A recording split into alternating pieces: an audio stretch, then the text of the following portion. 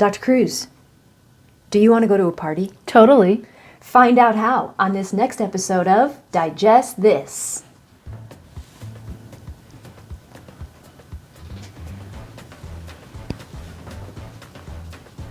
Welcome to Digest This, the show that helps you revolutionize your digestive health.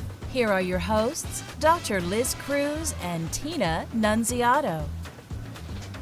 Hello and welcome to Digest This. I'm Tina Nunziato and with me is the fabulous Dr. Liz Cruz. Welcome, Dr. Cruz, to your show. Thank you. Thank you. Welcome, everyone out there. If you're a first-time listener, thank you for joining us. If you are one of our dedicated, long-time, 356 podcast listener, we love you. Thank you for coming back to join us for another podcast. This is a very exciting podcast for Dr. Cruz and I because we are getting ready to celebrate our 15th year anniversary for the practice. Yay! Everyone say yay! Okay, so 15 years, wow. 15 years is a long time. Yeah. We started this practice when our 16-year-old was only 1.5 years old. And he is now off driving around and living his life, and we never see him. So That's right. It has been a wild ride. I cannot believe it's been 15 years. So anyway, we just wanted to do a podcast, one, to celebrate the 15 years. Absolutely. And then to make sure everyone knows about the party that we're having. So we're going to talk about the party at the end of the podcast so that you can go out and RSVP. We want to make sure we have enough food and drinks for everybody. So I just want to talk a little bit about the history of the practice and kind of how it all came to be and how it started in our little office off of Indian School and 91st Avenue. So anyway, Dr. Cruz, tell everybody why we decided to start the practice 15 years ago. That's right. So we started the practice 15 years ago. So when I came, so wait a minute, if Kainoa, that's our 16-year-old, if he's 16, that means I've been here, what, about 18 years? Yes. I've been here about 18 years. So I came out here with this beautiful woman from San Francisco. That's where I was doing my training. That's where I met her. She was there starting up a business. So we came out here. I came out right after I finished my training in gastroenterology. Actually, that's a lie. I hung out there for an extra year, worked at the university, and then came out here. Joined a practice. And came out here because this is where I grew up for the most part. I was born in Chicago, but my dad moved us out here when I was 10. So I pretty much lived out here, went to ASU, had bought a house here, and then moved to San Francisco to start a business with a buddy of mine. And then came back, wanted to come back to be with my family, and then I dragged her with me, basically. Yes. I came out to the desert, and this became my home. And so I was working at a multi-specialty practice when I first came out here with a group. There were about 5 of us, 5 gastroenterologists, and we had a nurse practitioner. And so the call got a little bit unbearable. And I had gotten pregnant with Kainoa, our 16-year-old, and then he was born. And basically, I would have to say that it was that first year of his life where I realized, like, this is not going to work. I'm never going to see our children. And we knew we wanted to have more children. And, I basically was leaving on my weeks of call, leaving at 4 a.m., 4:30 a.m., to get to the hospital, to start seeing patients before I got hit with multiple consults in the hospital. I was going back and forth between 2 hospitals. And towards the end of that week of being on call, I was like popping Motrin every 4 to 6 hours because I was so exhausted. I had body aches. I would start getting a sore throat towards the end. I mean, basically because I was leaving 4 in the morning and not getting home till 11 midnight. So I was like sleeping 3 to 4 hours. And I essentially was not, like, I barely saw Tina. I definitely was not seeing the kids. Yeah. And, it was, and I told Tina, I'm like, this is not good, and so I had talked to the partners, to my associates about changing it, but there was resistance because this is the way they'd been doing it for so long. But I would have to say, and if any of them ever listens to this podcast, they will now know what was the straw that broke the camel's back.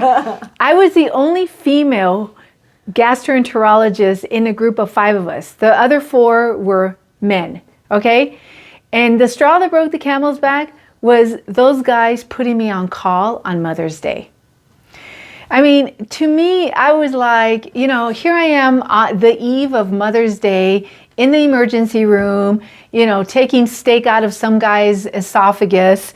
And, and I'm thinking, why am I on call on Mother's Day when there's 4 other guys in the group? And then later when I questioned them about it, they said, well, you didn't ask for it off. Boom, boom. I was like, okay, so I need to ask for Mother's Day off. All right, Okay. well. Note to self. Note to self. How about if I just ask for That's for the rest of my life off? And so at that point, I was like, this is it. I'm pretty much done here, and we'd already talked about, is there anything we can do to make the call easier? The call was brutal. It was more brutal than when I was in training. Okay, it was just brutal.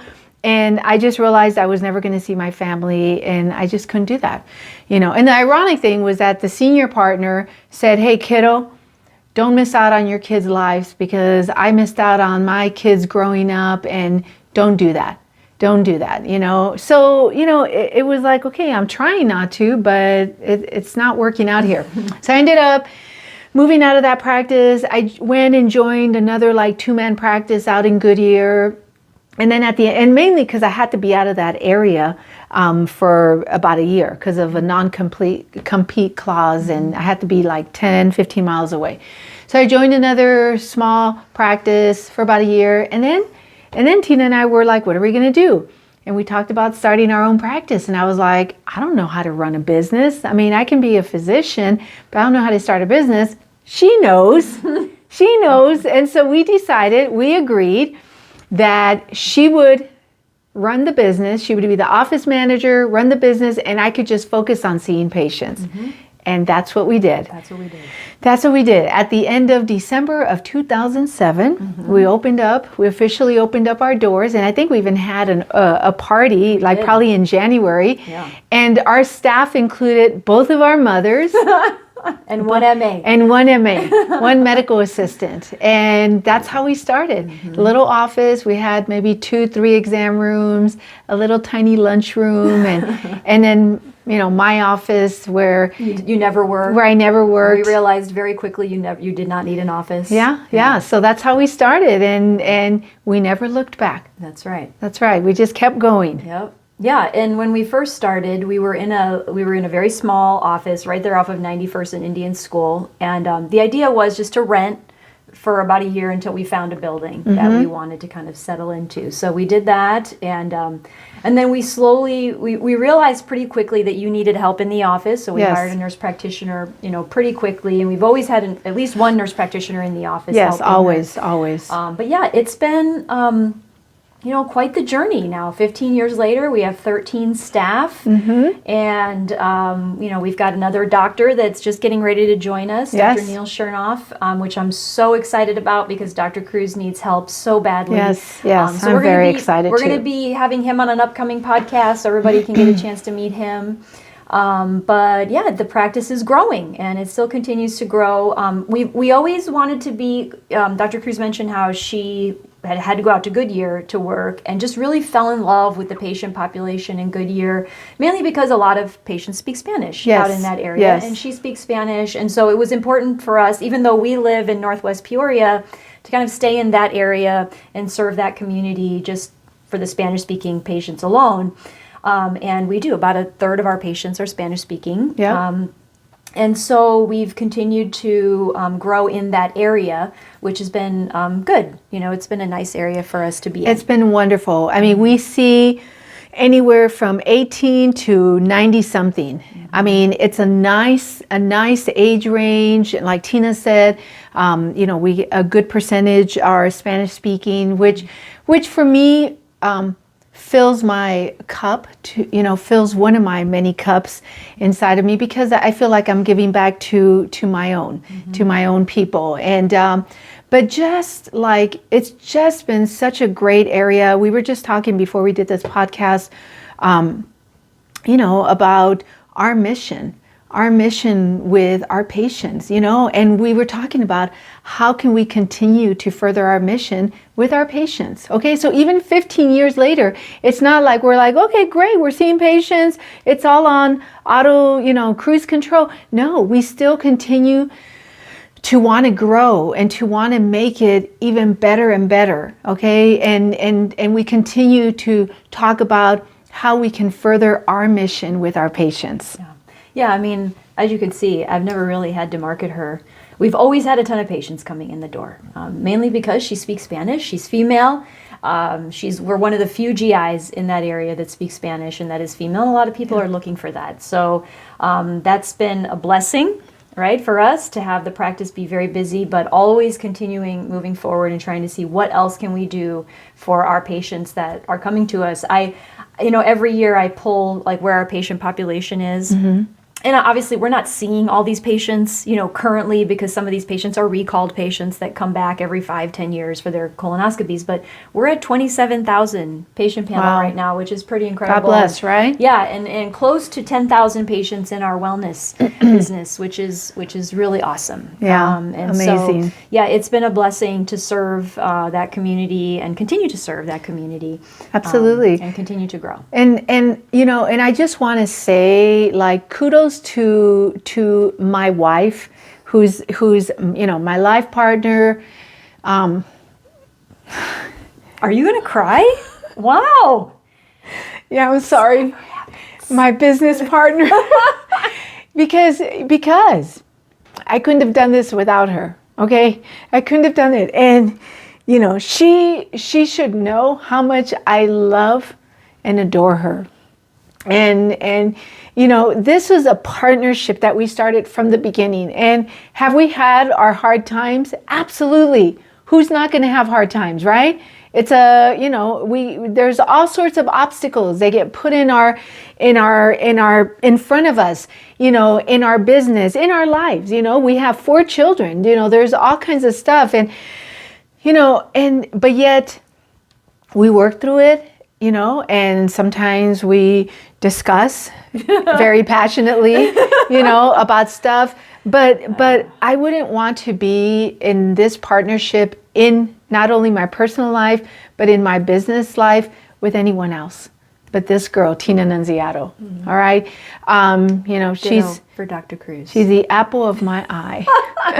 The apple of my eye. And it's been a wonderful journey, and I look forward to 15 plus more years. Amen to All that. right. So how about some details? Yeah, in celebration of the 15-year anniversary, we're going to throw a party. Yes. Because we always throw parties. Absolutely. Any excuse to party, right? So we're going to have a party on Friday, December 2nd. It's going to be held from 5:30 to 10 at our office at 4110 North 108th Avenue, Suite 105 in Phoenix. We have an invitation that just went out on Facebook. So if you haven't been to our Facebook page, now's the time. Go out there and check out the invite, and then there's an RSVP link that you can click on to RSVP for the party. So that we want to make sure we have enough food and drinks for everyone. So if you are planning on coming, please RSVP for the party, but go out to Dr. Liz Cruz on our Facebook page to see the invite and to RSVP. We would love to see you all there as we celebrate. So thank you so much for joining us, and we will catch you on the next podcast. Thank you for joining Dr. Liz Cruz and Tina Nunziato. To learn more about their revolutionary products and services, go online to www.drlizcruz.com.